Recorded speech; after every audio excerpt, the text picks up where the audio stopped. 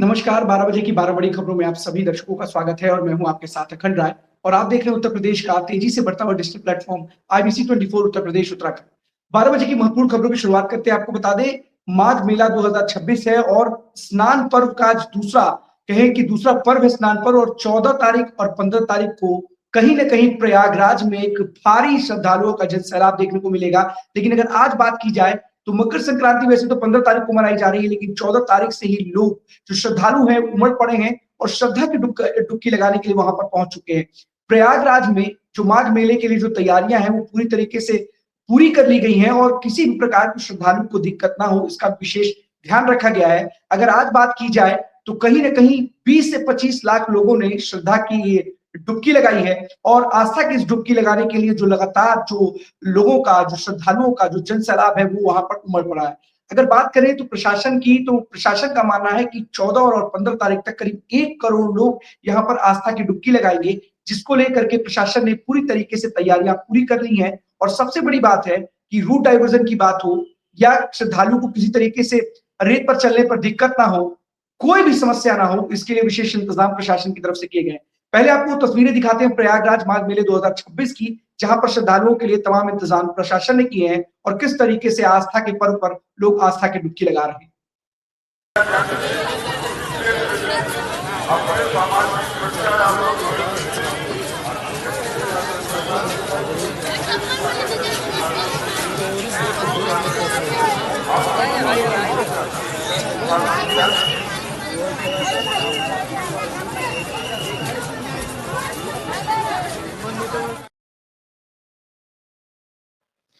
साफ तौर पर आप देख सकते हैं कि ये जन सैलाब है श्रद्धालुओं का जो लगातार इस जो दूसरा स्नान पर्व है, महापर्व है, इस पर आकर के श्रद्धा की डुबकी लगा रहे हैं और साफ तौर पर ये जो संख्या है वो लगातार बढ़ती चली जाएगी और किसी भी प्रकार की किसी भी श्रद्धालु को कोई दिक्कत ना हो, इसके लिए प्रशासन पूरी तरीके से मुस्तैद है। सबसे बड़ी बात है कि कल शाम की बात है, थोड़ा उस वक्त वहां पर अफरा तफरी का माहौल मच गया जब एक नारायण सेवा संस्थान में आग लग गई और इस आग लगने से 15 टेंट करीब जो हो गए वो आग की चपेट में आने से पूरी तरीके से नेस्तनाबूद हो गए। लेकिन गनीमत की बात रही कि इस पूरी घटना में, इस आगजनी में किसी को भी चोट नहीं आई। अफरा तफरी का जरूर माहौल वहां पर आ गया था, लेकिन समय रहते उस आग पर काबू पा लिया गया। लेकिन सभी चीजों को विशेष ध्यान रखा जाए, फायर फाइटर्स की मौजूदगी की बात की जाए या फिर कहते हैं कि बीच में कोई ना जा पाए, इसका भी विशेष ध्यान रखा जाए। रेत पर किसी प्रकार से फिसलन ना हो, इसके लिए भी विशेष इंतजाम किए गए हैं और किसी भी प्रकार की कोई श्रद्धालुओं को जो कल्पवास कर रहे हैं उनको किसी प्रकार की कोई दिक्कत ना हो, इसके लिए भी विशेष इंतजाम वहां पर किए गए। अब चलते हैं अपने सभी सहयोगियों के पास, एक एक करके हमारे साथी हमारे साथ जुड़ेंगे जो आज की बड़ी खबरें उनके शहरों की हमारे दर्शकों को जरूर बताएंगे। हमारे साथ सबसे पहले निर्मी जुड़ रहे हैं रायबरेली से। निर्मी, कौन सी बड़ी खबर है रायबरेली? देखिए अखंड, आपको बता दें कि जिस तरीके से आपने बताया कि मकर संक्रांति आज और कल का ये पर्व है और बड़े धूमधाम से हमारे देश में मनाया जाता है। सबसे पहले मकर संक्रांति की हमारे पूरे जितने दर्शक है आईबीसी 24 डिजिटल प्लेटफॉर्म से उनकी बहुत बहुत बधाई। और हम बता दें अखंड, अभी हमारे पास एक तस्वीर है, मैं वो दिखा दूं आपको, वो आप देखिए, उसके बाद मैं आपको बताता हूँ कि खबर क्या है। जी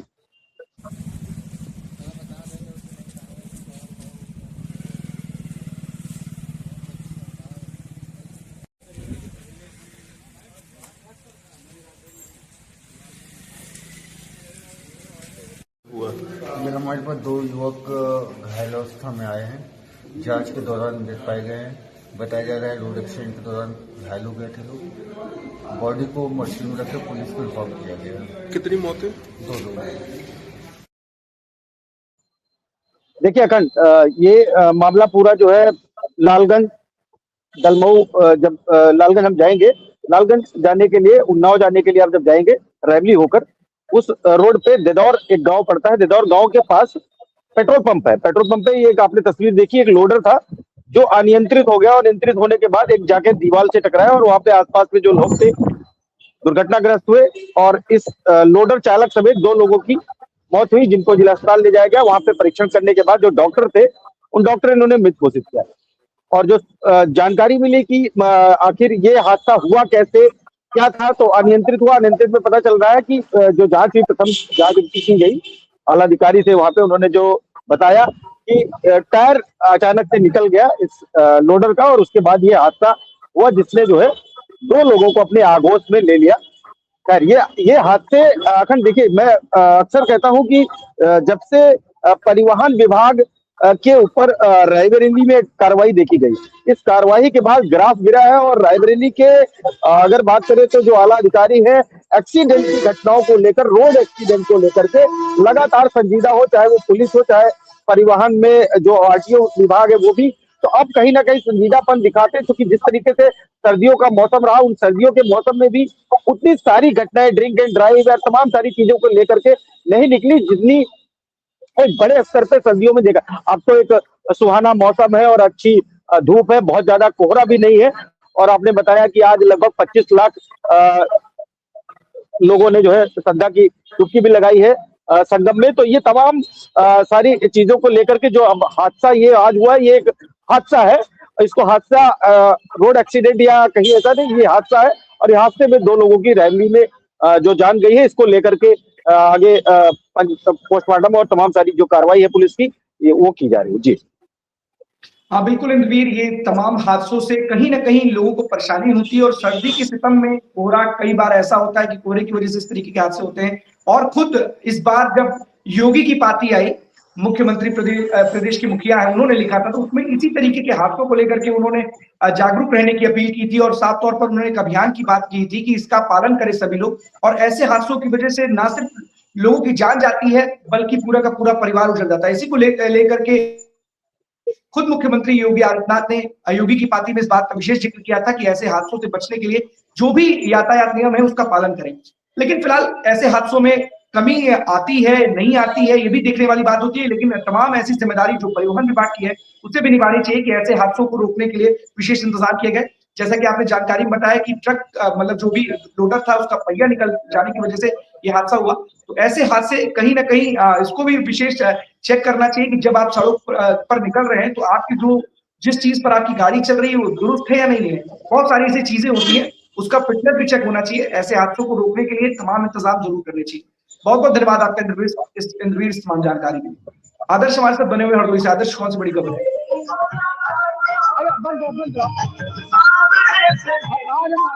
आज हम बताना चाहेंगे कि हरदोई जनपद में मकर संक्रांति का पर्व बड़े धूमधाम से मनाया जा रहा है और ये हमारे पीछे आप देख सकते हैं जहाँ पे देखिए ये भोले बाबा का मंदिर है। यहाँ पर जो मकर संक्रांति की बड़ी धूमधाम से तैयारियां चल रही हैं। यहाँ पर ये हम सब लाइव तस्वीर आपको दिखा रहे हैं यहाँ पर। और ये यहाँ बाहर भी दिख रहा है, यहाँ पर जो है मकर संक्रांति को लेकर काफी भीड़ दिखाई दे रही है और यहाँ पर बहुत जोरों से तैयारी चल रही है। तो यहाँ पर जो है आज मकर संक्रांति का को लेकर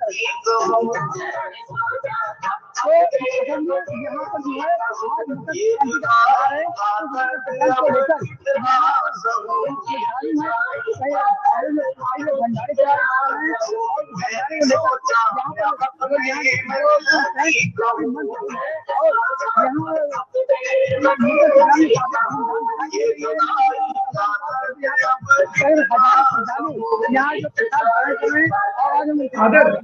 आदर्श एक सवाल है, ये बताइए कि देखिए 14 तारीख को ही अक्सर मकर संक्रांति मनाई जाती थी, लेकिन अब 15 तारीख को मनाई जाएगी। ऐसे में बहुत सारी ऐसी स्थितियां हैं, कुछ लोग 14 तारीख को ही मनाते हैं, कुछ 15 तारीख को, लेकिन जिस तरीके से मकर संक्रांति इस बार 15 तारीख को मनाई जा रही है, आज क्या है? क्या आज भी कुछ लोग ऐसे हैं जो आज के दिन ही मकर संक्रांति मना रहे हैं?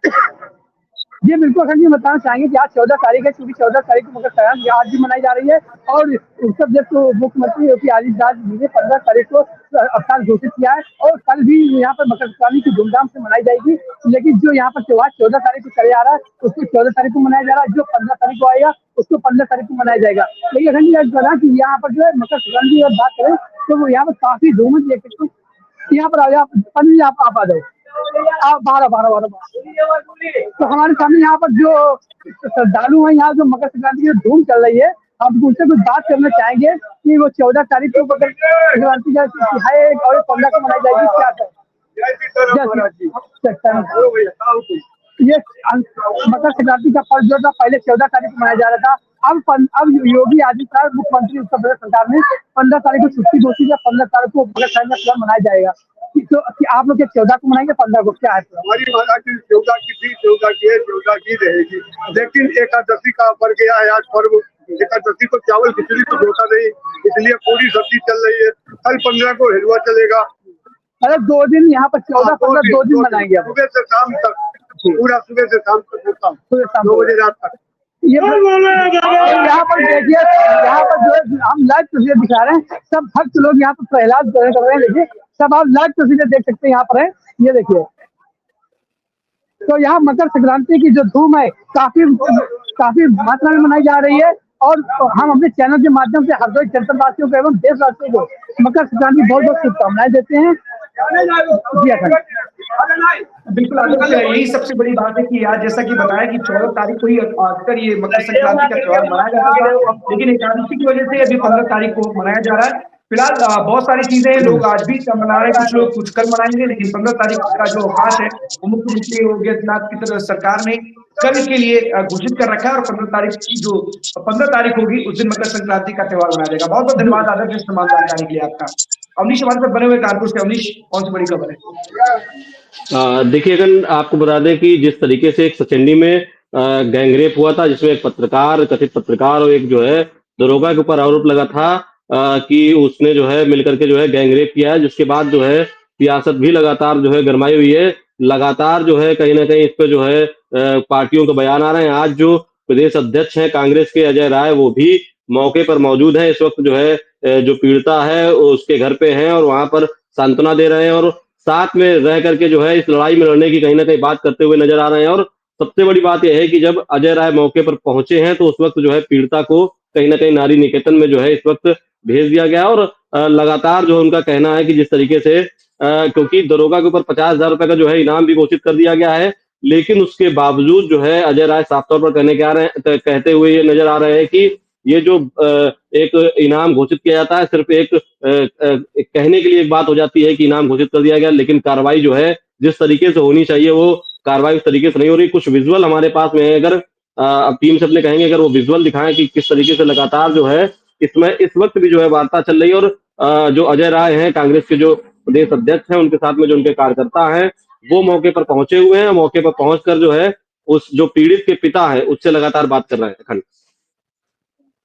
अब बिल्कुल जिस तरह से अवनीश ये पूरा का पूरा मामला सुर्खियों में है, और एक दरोगा, एक यूट्यूबर जो था, जो अपने आप को पत्रकार है और तथाकथित पत्रकार की भूमिका जिस तरीके से निकल करके सामने आ रही है, उस लड़की ने, उस पीड़िता ने उस यूट्यूबर पर भी आरोप लगाया था और दरोगा पे भी आरोप लगाया था। यूट्यूबर तो पुलिस की गिरफ्त में है, वो बता रहा है कि जो पुलिस वाले हैं वो निर्दोष है, दरोगा निर्दोष है।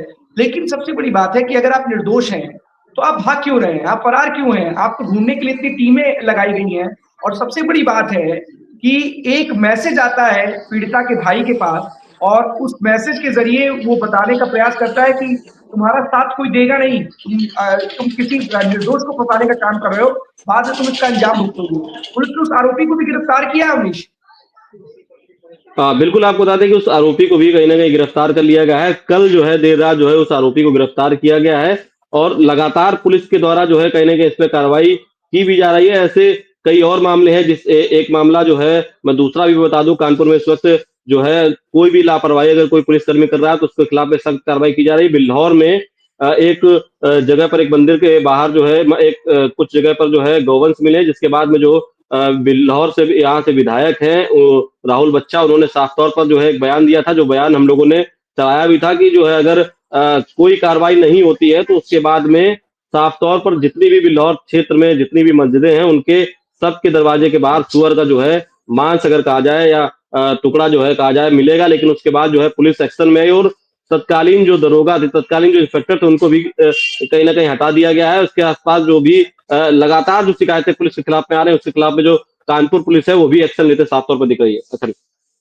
तो अवनीश, यही तो बात है कि कानपुर पुलिस तो अपने मातहतों या अपने कर्मियों के ऊपर जो आरोप लग रहे हैं उस पर एक्शन भी ले रही है, और जिस तरीके से इस पूरे मामले में जो एक पीड़िता के साथ इस तरीके की दरिंदगी हुई उस पर आरोप लगा, पुलिस पर आरोप लगा, 5 लोग इस पूरे मामले में सस्पेंड हुए, कोई लाइन हाजिर हुआ। किसी को हटाया गया। सबसे बड़ी बात है कि डीसीपी, एसीपी, इंस्पेक्टर, चौकी इंचार्ज सभी लोग तो इस पूरे के पूरे मामले में कहीं न कहीं उनके ऊपर कार्रवाई हुई है और लगातार कानपुर पुलिस अपने कर्मियों पर कार्रवाई करने में पीछे हट नहीं रही। लेकिन सवाल ये है कि जब इस तरीके का कोई मामला होता है तो ऊपर राजनीति तेज हो जाती है और अब जिस तरीके से प्रदेश अध्यक्ष अजय राय पहुंचे हैं और कहीं न कहीं पीड़िता से मिलने की बात कर रहे हैं, तो आखिरकार एक सवाल ये भी कि आखिरकार प्रशासन को मिलने क्यों नहीं देना चाहता? ये भी एक बहुत बड़ा सवाल है। मेरठ में भी इस तरीके की चीजें आई तो लोगों को रोका जा रहा है। ये इसके पीछे की मंशा क्या है? ये भी समझना चाहेंगे हमारे दर्शक कि आखिरकार जब कोई राजनीतिक दल जा करके किसी पीड़िता से मुलाकात करना चाहता है, उसका कोई प्रतिनिधि हो, वो मुलाकात करना चाहते तो आखिरकार प्रशासन रोकता क्यों है? किस बात को लेकर के उसको ऐसा क्या अंदेशा होता है कि इस तरीके से उसकी मुलाकात उन राजनीतिक दलों के प्रतिनिधियों से नहीं कराई जाती है? हाँ, बिल्कुल अखंड, आपको बता दें कि क्योंकि जो प्रशासन का जो मंशा है, प्रशासन का जो मानना होता है, जो छोटे शब्दों में अगर कहा जाए, मैं अपने शब्दों में अगर उस चीज को कहूँ तो कहीं ना कहीं उनको ये लगता है कि अगर कोई भी प्रशासन, कोई भी बड़ा नेता अगर पीड़ित के पास में जाएगा तो कहीं ना कहीं जो है उस क्षेत्र का या उस जिले का कहीं ना कहीं माहौल जो है वो खराब हो सकता है। और लगातार क्योंकि जो कार्यकर्ता होते हैं साथ में जाते हैं, उस जगह पे जाकर के कहीं ना कहीं नारेबाजी भी की जाती है, उसके साथ साथ जो है कहीं ना कहीं विरोध प्रदर्शन भी चालू हो जाते हैं। तो माहौल जो है वो ना बिगड़े, माहौल जो है स्थिर रहे और जो पुलिस है उसको कार्रवाई करने में कोई दिक्कत ना हो और जो ये मामला है वो पुलिस के द्वारा जो है आसानी से किया जा सके। जो इसके सस्पेक्ट है वो जो है कहीं ना कहीं जो है इससे कोई भी जो है किसी भी तरीके का जो है लाभ ना उठा सके, कोई फरार ना हो सके, अगर आसपास हो तो उनको आसानी से पकड़ा जाए। कुल मिलाकर के जो माहौल है वो स्थिर रहे और पुलिस की कार्यशैली में कोई भी दिक्कत ना है। इसको लेकर के जो पुलिसकर्मी है, जो अधिकारी हैं, जो साफ तौर पर कैमरे के पीछे बताते हैं, उनका ये मानना होता है कि माहौल का जो है कहीं ना कहीं बिगड़ना उस वक्त होता है। वो रोकने के लिए जो है ये जो जनप्रतिनिधि होते हैं, ऐसे जो माहौल जिनके पहुंचने से खराब हो सकता है, उनको रोका जाता है। अखंड, बिल्कुल, ये एक बहुत बड़ा विषय है क्योंकि लॉ एंड ऑर्डर की जो स्थिति होती है अपने आप में ऐसे वजहों से खराब होने की बहुत ज्यादा गुंजाइश होती है। इसको लेकर के प्रशासनिक अमला जो है पूरी तरीके से मुस्तैद रहता है। लेकिन कई बार ये सवाल उठते रहे हैं कि आखिरकार क्यों किसी जनप्रतिनिधि को पीड़ित परिवार से मुलाकात नहीं करने दी जाती। और देखा भी गया है कि मेरठ में किस तरीके से जो वहाँ के विधायक हैं, सरधना के अतुल प्रधान को रोका गया, वहां लालजी सुमन को रोका गया जो समाजवादी पार्टी के राज्यसभा सांसद है, और नवीना के जो सांसद है चंद्रशेखर किस तरीके से दौड़ लगाते हुए नजर आ रहे हैं। बहुत सारी ऐसी घटनाएं होती हैं, प्रशासन इन लोगों को रोकने का प्रयास करता है। लेकिन ये जनप्रतिनिधि हैं, इनको भी समझना चाहिए, ये मांग जरूर करनी चाहिए कि आप उस आरोपी को गिरफ्तार करें, लेकिन उनको भी सोचना चाहिए कि अगर इस तरीके की स्थितियां वो पैदा करेंगे जिससे लॉ एंड ऑर्डर मेंटेन करने के लिए बड़ा एक पुलिस का वहां पर व्यवस्था करनी पड़ेगी, तो आखिरकार आरोपी किस तरीके से पुलिस की गिरफ्त होंगे। बहुत सारे मामले में देखा गया, पुलिस ने मेरठ मामले में भी आरोपी को गिरफ्तार किया, 3 दिन बाद भले गिरफ्तार किया लेकिन गिरफ्तार किया। लेकिन बिल्कुल अवनीश जिस तरीके से बता रहे हैं कि लॉ एंड ऑर्डर की स्थिति बिगड़ सकती है, इस वजह से प्रशासन इस तरीके का फैसला लेता है। फिलहाल पूरी खबर पर नजर बनाए रखिएगा अवनीश, जो भी अपडेट होगा हमारे दर्शकों को जरूर बताइएगा। बहुत बहुत धन्यवाद आपका तमाम जानकारी के लिए। ज्ञानेंद्र हमारे साथ जुड़े हुए प्रतापगढ़ से। ज्ञानेंद्र, कौन सी बड़ी खबर है? बिल्कुल अखंड, आज हम आपको जिले का करेक्शन कराना चाहेंगे। आज हमारी मौजूदगी प्रयागराज में है। प्रयागराज के घाटों पर हमारी मौजूदगी, क्योंकि वहां पे सर्वर डाउन था इसलिए मैं वहां पे नहीं लाइव दे पा रहा था, तो मुझे दूसरी जगह आना पड़ा। आज देखिए, मकर संक्रांति के 2 दिन स्नान है और स्नान को लेकर के कल से ही प्रयागराज में आला अधिकारियों की तैयारियां जोरों से थी और माघ मेले के जो रिजर्व पुलिस लाइन बनाया गया है वहां पे कल देर रात तक उच्च अधिकारियों की मीटिंग चलती रही और जितने भी पुलिसकर्मी सिपाही लगाए गए, यहाँ तक कि होमगार्डों को भी बुला करके जो है मीटिंग कराई गई है, क्योंकि 2 दिन ये स्नान है, 14 और 15 जनवरी को स्नान है। पूरी तैयारी की गई है। रूट डायवर्जन की बात करें तो बनारस जौनपुर से होकर आने वाले रूटों को जो है सैफाबाद, माफी जाएंगे, सैफाबाद के पास से ही घुमा दिया जाएगा, जो कि कछार और लीलापुर होते हुए हनुमानगंज के लिए निकलेंगे। लेकिन अंदावा पहुंचते पहुंचते उनको पार्किंग की सुविधाएं दी गई हैं। और सीधी सी बात करें कि जो सैफाबाद से एंट्री होंगी गाड़ियां भी, वहां से भी जो है डाइवर्ट की जाएंगी। कोटवा और जमुनीपुर होते हुए झूसी निकाला जाएगा। दूसरी चीज, जो दिल्ली और इधर से आ रहे हैं, क्या कहते हैं, लखनऊ की ओर से आ रहे हैं, सोराव हाईवे से अगर आते हैं तो उनको अंदावन होते हुए डाइवर्ट करते हुए झूसी की ओर निकाला जाएगा, जो प्रतापगढ़, अयोध्या, सुल्तानपुर, प्रतापगढ़ होते हुए मलाका पहुंचेगा। उनको सीधे शहर के अंदर एंट्री तो दी जाएगी, लेकिन बेली हॉस्पिटल के पास उनको वहां पे पार्किंग मिलेगी, वहां पे वो जो है अपनी गाड़ियों को करेंगे। और जो पौष पूर्णिमा बीती है 3 तारीख को, जो स्नान हुए हैं, उस अपेक्षा से ज्यादा आपकी जो है माघ मेला के प्रशासन ने वो घाटों की जो है क्षेत्रफल बढ़ा दिया है और घाट ज्यादा बड़े अंतराल में किए गए हैं। देखिए, माघ मेला है, कुंभ बड़े तर्ज पे हुआ, वहां तकरीबन 67 करोड़ लोगों ने स्नान किया, लेकिन आज जो अंदाजा लगाया जा रहा है 1 करोड़ से अधिक लोग रात 12 बजे से और आज रात 12 बजे तक 1 करोड़ से अधिक लोग माघ मेला में संगम में स्नान की डुबकी लगाएंगे श्रद्धालु। और उसके बाद अपने अपने गंतव्य के लिए या जो कलबवासी रुके हैं उनके पास जाएंगे। सीधी सी बात है, देखिए ये पूरा रूट डाइवर्जन है। रीवा की ओर से भी उनको अरैल की ओर ही रोक लिया जाएगा, वहां पे ही पार्किंग दी गई है। जैसे महाकुंभ के तरफ पे था, वैसे ही माघ मेला के तरफ पे उनको अरैल के ही साइड रोक लिया जाएगा। और आपको बात करें चित्रकूट से आने वाले लोगों के लिए, उनके लिए भी बेली के पास में ही रोकने की व्यवस्थाएं की गई हैं। अब बात करते हैं जो सबसे ज्यादा महत्वपूर्ण होते हैं, जो अपने व्हीकल से नहीं आ सकते हैं, जो अपने बाइक से नहीं आ सकते हैं। बात हम कर रहे हैं रेलवे स्टेशन की। रेलवे स्टेशन के लिए महाकुंभ में जितने प्लेटफॉर्म बनाए गए थे, वो सारे प्लेटफॉर्म जो है फिर से संचालित कर दिए गए हैं और जीआरपी और आरपीएफ पूरी तैयारियां आज के डेट में की है। अभी तक के आंकड़ों की बात करें, जो एआई कैमरों से आंकड़े आए हैं, तकरीबन 25 लाख से अधिक लोगों ने अभी तक आस्था की डुबकी माघ मेले में लगा चुके हैं। और ये आंकड़ा 3 बजे के बाद 50 लाख के पार का आंकड़ा बताया जा रहा है। साफ तौर पर देखिए, प्रशासन पूरी ओर से अलर्ट है और 2 दिन का स्नान है, क्योंकि फिर उसके बाद 18 तारीख को मौनी अमावस्या का स्नान है, उसमें और भी ज्यादा भीड़ आने की आशंकाएं बताई जा रही है। देखिए, 14 और 15 2 दिन का स्नान और मात्र 2 दिन के गैप में प्रशासन के लिए काफी बड़ी चुनौती बन रही है। तो प्रशासन पूरे अलर्ट मूड में है। और यही नहीं, जो माघ मेला में ड्यूटी लगाई गई है, इसके अलावा भी प्रशासनिक अमला और पुलिस अमले को रिजर्व के लिए डीजीपी और मुख्य सचिव से मांग की गई है। और खुद उत्तर प्रदेश के मुखिया योगी आदित्यनाथ मॉनिटरिंग तो कर ही रहे हैं, साथ साथ मुख्य सचिव और डीजीपी इस पूरे माघ मेला का जो है मॉनिटरिंग लगातार की जा रही है और पल पल की अपडेट उनको दी भी जा रही है। अखंड। बिल्कुल ज्ञानेंद्र, देखिए बहुत महत्वपूर्ण जानकारी ज्ञानेंद्र दी कि अब तक भी जो श्रद्धालु हैं उन्होंने 25 लाख जो श्रद्धालुओं ने आस्था की डुबकी लगा ली है। और अगर 3 बजे तक इस आंकड़े को देखा जाएगा तो ये जो डुबकी होगी, करीब करीब 50 लाख लोग इस आस्था की डुबकी को लगा लेंगे। यानी कि छोटा सा सवाल और है कि क्या आज और कल, क्योंकि देखिए मकर संक्रांति का त्योहार हमेशा 14 तारीख को ही मनाया जाता था, लेकिन इस बार सिर्फ 15 तारीख को मनाया जा रहा है। तो क्या ऐसे में कुछ लोग आज के दिन भी मकर संक्रांति का ये त्योहार मना रहे हैं, या अधिकतर लोग जो वहां पर पहुंच रहे हैं आस्था की डुबकी लगाने के लिए, वो कल ही मकर संक्रांति मनाएंगे?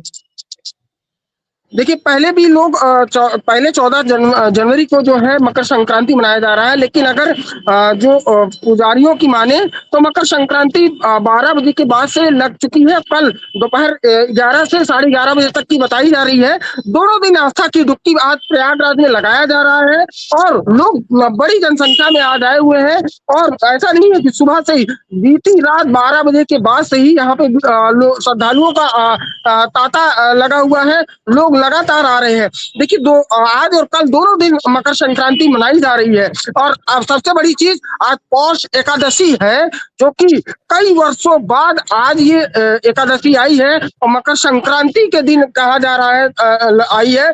तो इस एकादशी के दिन ही लोग आस्था की डुबकी लगाना चाह रहे हैं और घाट पे पहुंचना। सबसे बड़ी चीज होती है प्रशासनिक अमले को लेकर के, जो अलोपी बाग से सीधे बड़े हनुमान मंदिर होते हुए संगम नोस की ओर जाता है। सबसे ज्यादा प्रशासनिक अमले में भीड़ को कंट्रोल करने के लिए सबसे ज्यादा वही होता है। पिछली बार भी देखा गया था कितनी भगदड़ केवल यही अलोपी बाग से ही मेन पॉइंट से हुआ था। तो साफ तौर पे प्रशासनिक अमला वो अलोपी बाग का गेट और बड़े हनुमान जी की ओर जाने वाले रास्ते संगम नोस की ओर डायवर्जन का काम कर रहे हैं। जो पीपा पुल बनाए गए हैं, शास्त्री ब्रिज, उसको आज के दिन बंद किया गया है। कोई भी यहाँ तक कि प्रशासनिक अमले को भी शास्त्री ब्रिज से पीपा पुल से जाने को मना किया गया है। जो अन्य 9 पीपा पुल बनाए गए हैं उनको भी इसमें लाया जा रहा है, लेकिन वो भी सिर्फ पैदल के लिए।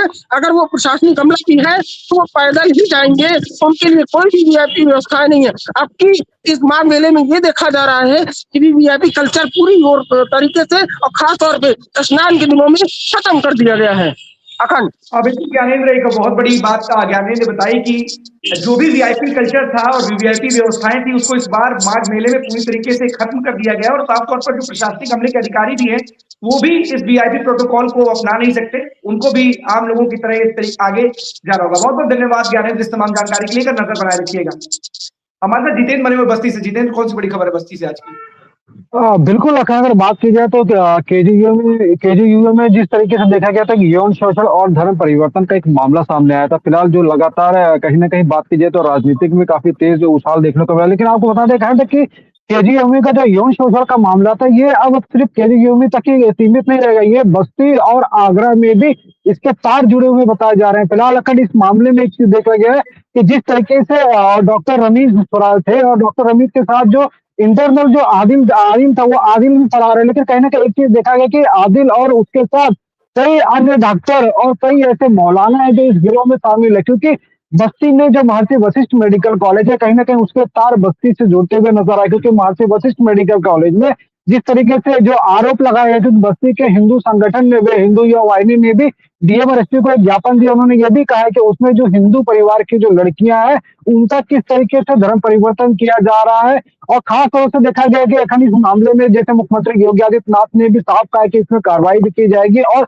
जो दोषी होंगे कार्रवाई भी की जाएगी इसके ऊपर। लेकिन बस्ती में इस तरीके से ये जो आरोप यहाँ लगाया गया, हिंदू संगठन ने भी कहा, तो कहीं ना कहीं काफी पेचीदा मामला। फिलहाल बस्ती की जो पुलिस है किसी तरह से अभी बोल नहीं पा रही इस मामले में कि क्या जांच चल रही है किस तरीके से। देखिए ये एक तरीके से साफ है कि जो सुरक्षा एजेंसियां वो कहीं ना कहीं जो है इसमें जांच कर रही है, और वाकई में जो फरार जो लोग हैं जिन पे आरोप लग रहे हैं, जो मौलाना नमाज पढ़ा रहे थे, इस तरीके की जो भी लोग हैं सुरक्षा एजेंसियां जांच में लगी है, इनको टारगेट किया जा रहा है। लेकिन बस्ती में भी जो ये मामला है कि हिंदू जो बच्चियां हैं, जो वहाँ पे जो हिंदू जो बच्चे हैं जो वहाँ पे पढ़ते हैं उनसे नमाज पढ़ाया जाता था। फिलहाल ऐसा कोई वीडियो सामने नहीं आया है, इसकी पुष्टि आईबीसी नहीं करता, लेकिन सूत्रों के हवाले से जानकारी लगी है उसके माध्यम से ये साफ कह सकते हैं कि जो आरोप है ये क्लियर लगाया गया है कि जो वहाँ के जो बाहर के लोग कुछ मौलाना वहाँ पे आते थे और जो महर्षि वशिष्ठ मेडिकल कॉलेज है वहां से दूर एक मस्जिद है वहां जाके नमाज पढ़ाते थे। तो कहीं ना कहीं फिलहाल अब देखना होगा कि इसमें एजेंसियां क्या जांच करती है, क्या आगरा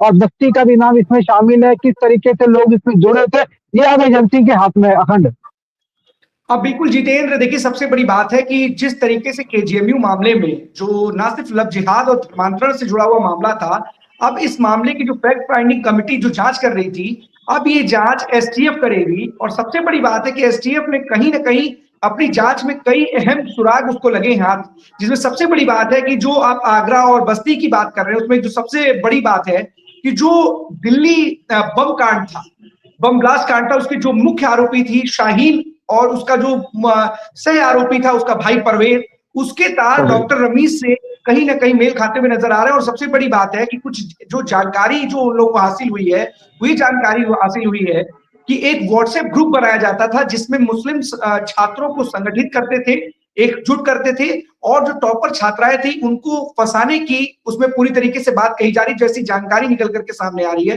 तो कहीं ना कहीं एसटीएफ को कई सुराग हाथ लगे हैं और कई खास चीजें जो होती हैं इस पूरी जो जांच में कहीं ना कहीं मदद करेंगी इस धर्मांतरण और लव जिहाद के मामले में, वो एसटीएफ के लिए कहीं ना कहीं बहुत बड़ा तार है। क्योंकि जिस कॉलेज में शायद एसएन मेडिकल कॉलेज जहां पर पढ़ाई करते थे वहां पर इस तरीके की बात आती है कि जो परवेज है और डॉक्टर रमीज है वो दोनों की मुलाकात वहां पर हुई थी। वहां पर उन लोगों ने एक व्हाट्सएप ग्रुप बनाया था, इस्लामिक करके कुछ था, और उसके जरिए इन लोगों को संगठित किया जाता था और जो टॉपर छात्राएं थी उनको फंसाने का कहीं ना कहीं उनको टास्क दिया जाता था। फिलहाल इस पूरे मामले पर कहीं ना कहीं जो एसटीएफ है वो जांच कर रही है और इसमें कई जो परतें हैं वो निकल करके सामने आएंगी। लेकिन सबसे बड़ी बात है कि क्या सच में एसटीएफ उस तय तक या उस क्लू तक पहुंचेगी जहां पर इस सारी चीजों को अंजाम दिया जाता था? क्योंकि बस्ती से जितेंद्र भी बता रहे हैं कि हिंदू संगठनों के विरोध के बाद कहीं ना कहीं जांच तेज की गई है और उसकी भी जो आंच है वो बस्ती में भी दिखाई दे रही है, आगरा में भी दिखाई दे रही है। क्या जितेंद्र इस पर कोई जानकारी, क्या पुलिस वाले या एसटीएफ या किसी की तरफ से कोई जानकारी निकल करके सामने आ रही है?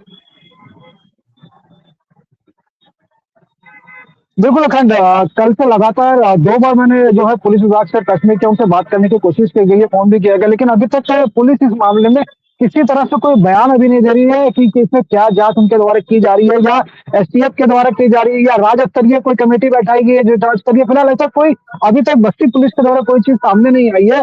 लेकिन ये चीज क्लियर है कि बस इतना पता है कि एजेंसियां जांच कर रही है, लेकिन जांच का क्या प्रारूप है, क्या तात्पर्य है, अभी तक कोई संगठित रूप से या ऑफिशियल तरीके से अभी किसी तरह का कोई बात बताई नहीं गई है अखंड। बिल्कुल जितेंद्र, अगर कोई भी अपडेट आता है, कोई जानकारी आती है तो हमें जरूर अपडेट कीजिएगा। बहुत बहुत धन्यवाद आपका इस तमाम जानकारी के लिए। हमारे साथ अंश जुड़ चुके हैं कौशाम्बी से। अंश, कौन सी बड़ी खबर है?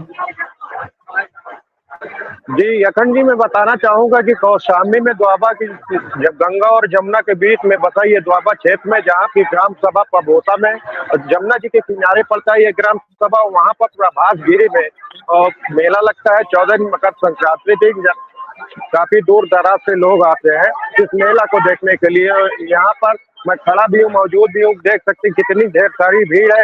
अगर प्रशासन की बात की जाए तो प्रशासन लगातार मुस्तैद नजर आ रहा है और जमुना के घाट के किनारे भी औचक निरीक्षण प्रशासनिक द्वारा की जा रही कि किसी भी प्रकार की कोई घटना न होने पाए। छोटे छोटे बच्चे बैरिकेडिंग बनाई गई है कि कोई स्नान करने जाए तो कहीं पर इधर उधर बच्चे डूबे ना, उनके लिए एनडीआरएफ की भी टीम लगाई गई है। जी बिल्कुल नकल जी।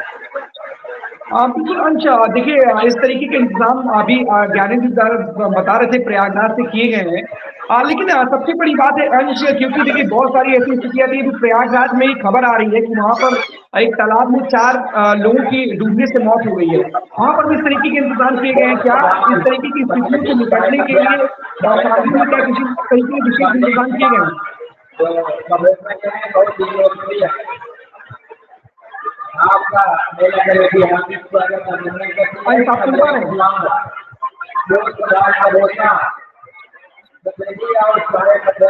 करने की कोशिश करेंगे। हमारे जो अनिल बने हुए संपर्क है।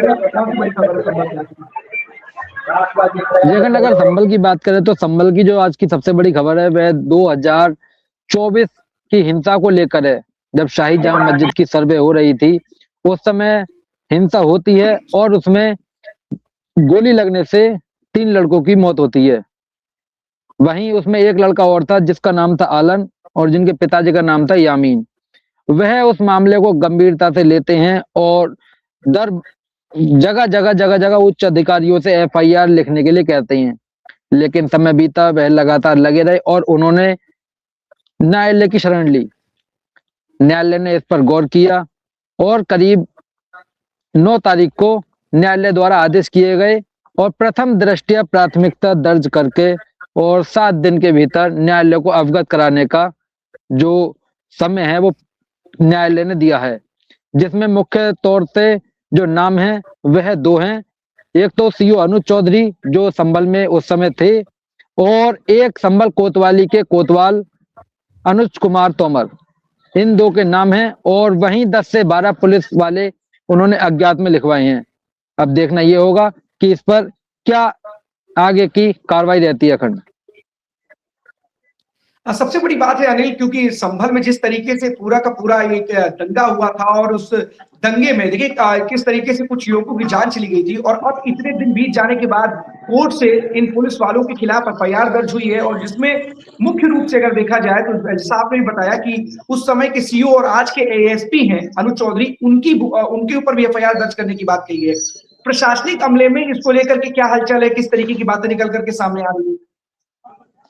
ये भी प्रशासनिक अमले की बात करें तो अब देखना ये होगा कि आगे क्या होता है। वहीं जो वकील हैं उनसे बात हुई थी तब उन्होंने बताया था कि न्यायालय की शरण ली थी और अब जाकर ये न्यायालय ने आदेश किए हैं, एक तो अनुज चौधरी के और दूसरा अनुज कुमार तोमर जो उस समय संभल कोतवाली कोतवाल थे, उनके खिलाफ प्रथम दृष्टया एफआईआर दर्ज कर और 7 दिन के भीतर का समय मांगा है। अब ये तो देखने वाली बात हुई कि प्रशासन का इस पर क्या एक्शन होता है अखंड। अभी क्या उस समय के जो अनु चौधरी जैसी इस वक्त एएसपी हैं या फिर तोमर हैं, इन लोगों से क्या आपने बातचीत करने का प्रयास किया? आपने कुछ उनसे उनका पक्ष जानने का प्रयास किया? जी अखंड, अगर अभी पक्ष तो नहीं जाना है, लेकिन ये कहना चाहेंगे कि जो उस समय पर जो उनकी बुलेट लगने से गोली से मौत हुई थी, उन बुलेट्स की जानकारी ली गई थी। तो बुलेट्स जो है वो 312 बोर के कट्टे की हैं। अब उनकी बैलिस्टिक जांच भी हुई होगी। अब उस पर काफी सारे आधार हैं। ये प्रशासन भी अपने सबूत जो है वह न्यायालय में पेश करेगा। उधर से जो है दूसरी तरफ से जो यामीन है वह भी सबूत पेश करेंगे। क्या उनके सबूत हैं और क्या प्रशासन ने अपनी तरफ से सबूत देता है, वह तो न्यायालय में जाकर ही मामला पता चलेगा। खंड हाँ बिल्कुल अनिल, बहुत ही महत्वपूर्ण जानकारी भी दे रहे थे। और किस तरीके से ये पूरा का पूरा दंगा होता है, इसमें कुछ लोगों की जान चली जाती है, पुलिस पर कई सवाल खड़े होते हैं। और आज इतने दिनों बाद पुलिस के ऊपर कई जो 10-12 पुलिस अज्ञात थे और जो दो मुख्य चेहरे थे, मुख्य नाम थे, जो कहीं ना कहीं चर्चा में हमेशा रहे हैं, अनु चौधरी, उनका भी इस एफआईआर में नाम दर्ज होने की बात की, उनके खिलाफ भी एफआईआर दर्ज करने की बात की गई है। अब देखने वाली बात होगी इस पूरे मामले में किस तरीके की चीजें निकल करके सामने आती है। पुलिस के जो अधिकारी हैं, जो प्रशासनिक अमला है, वो इस तरीके से इसको किस तरीके से लेता है। बहुत बहुत धन्यवाद आपका अनिल, तमाम जानकारी के लिए।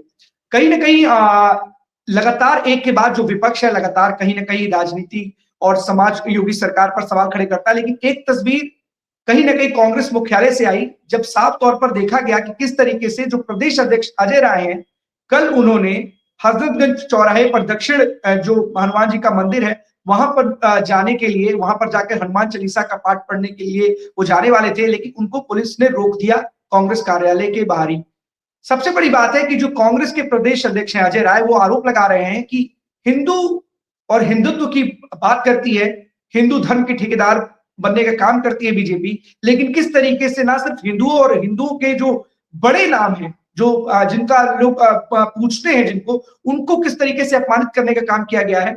किस तरह उन्होंने जिक्र किया कि किस तरीके से नरेंद्र मोदी पतंग के रूप में हनुमान जी को हवा में उड़ाते हुए थे। कहीं ना कहीं उन्होंने बोला कि ये सनातन धर्म का अपमान है। इसको लेकर के उनकी सद्बुद्धि के लिए वो हनुमान जी के मंदिर, दक्षिण हनुमान जी के मंदिर पे जाकर के वहां पर हनुमान चालीसा करना चाहते थे। साफ तौर पर जब उन्होंने पुलिस को रोका, पुलिस ने उन्हें रोका, तो वो प्रदेश कांग्रेस कार्यालय के बाहर जो बैरिकेडिंग लगी थी, वहीं पर उन्होंने हनुमान चालीसा का पाठ शुरू कर दिया। एक होर्डिंग भी लगी थी कार्यालय के बाहर। तो कहीं ना कहीं जो विपक्ष है, जो कभी राम का नाम लेने से डरता था, या जिस तरीके के बीजेपी आरोप लगाती है कि ये लोग राम की बात नहीं करते, लेकिन वो अब खुल करके इसी तरीके से बीजेपी को घेरने का ही काम कर रहा है। और कहीं ना कहीं इस मुद्दे को लेकर के जो विपक्ष है, उसने कहीं ना कहीं देश के प्रधानमंत्री नरेंद्र मोदी और बीजेपी पर हमला बोला है, कटाक्ष किया है। फिलहाल ये देखने वाली बात होगी कि कहीं ना कहीं जिस तरीके से ये जो विपक्ष है वो इस तरीके के सवाल खड़े कर रहा है, बीजेपी इस पर किस तरीके का रिएक्शन देती है। और दूसरी एक और खबर है केजीएमयू से जुड़ी हुई है, क्योंकि जिस तरीके से केजीएमयू मामले में जो महिला आयोग की उपाध्यक्ष थी अपर्णा यादव, उनके समर्थकों पर केजीएमयू प्रशासन और केजीएमयू के जो संगठन थे, उन्होंने एफआईआर की मांग को लेकर के ओपीडी बंद करने की जो बात कही थी, उसको कल तो टाल ही दिया था, लेकिन आज जो खबर आ रही है कि उसको अनिश्चित काल के लिए टाल दिया गया है। कहीं ना कहीं जो कुलपति हैं, उनके समझाने, उनके मनाने के बाद, उनकी प्रमुख सचिव गृह के साथ हुई वार्ता, मुख्यमंत्री के साथ हुई वार्ता के बाद उन्होंने समझाने में वो कहीं ना कहीं कामयाब हुई है। और जो प्रशासनिक वहां का जो केजीएमयू प्रशासन है, जो संगठन है, जो लोग ओपीडी बंद करने की बात कर रहे थे, उन्होंने इस हड़ताल को पूरी तरीके से वापस ले लिया, अनिश्चितकालीन के लिए स्थगित कर दिया है। अब देखने वाली बात होगी कि केजीएमयू जो प्रशासन है, क्योंकि उसने भी एफआईआर की बात कही थी, इस पर क्या चीजें निकल करके सामने आती है। लेकिन इतना जरूर है कि नगर निगम ने केजीएमयू को 67 करोड़ का जो कर बकाया है, गृह कर, उसका नोटिस थमाया है। केजीएमयू ने 67 करोड़ रुपए नहीं दिए, इसको लेकर के भी नगर निगम ने ये उसको नोटिस थमाया। अब देखने वाली बात होगी इस पर केजीएमयू प्रशासन किस तरीके का एक्शन लेता है। तो 12 बजे 12 बड़ी खबरों में आज के लिए बस इतना ही। कल हम आपके सामने फिर से होंगे हाजिर, तब तक के लिए दीजिए हमें इजाजत। धन्यवाद।